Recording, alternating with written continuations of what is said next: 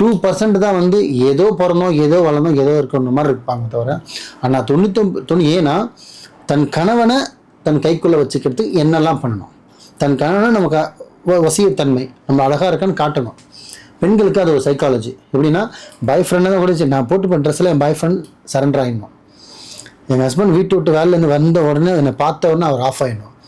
நல்லா பாருங்கள், பெண்களை காலையிலேருந்து வீட்டு வேலை செஞ்சு துணி துவச்சி தாமம் கழுவி எல்லாம் முடிச்சுட்டு டியூஷன் எல்லாம் முடிச்சுட்டு ஹஸ்பண்ட் வரும்போது பார்த்தீங்கன்னா மேக்கப்லாம் பண்ணிட்டு பூவில் வச்சுட்டு அழகாக நிற்பாங்க. அந்த கணவர் வந்து அது ஒரு ஃபீல்.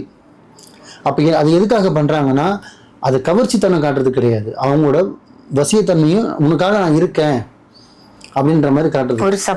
ஒரு சப்போர்ட்டும் சரி, ஒரு ஹெல்பிங் மைண்டும் சரி. ரெண்டாவது வந்து நான் தான் உனக்கு எல்லாமே, என்னை தவிர உனக்கு உலகமே இல்லை. இது வந்து எல்லா பெண்களும் ஆசைப்படுறது.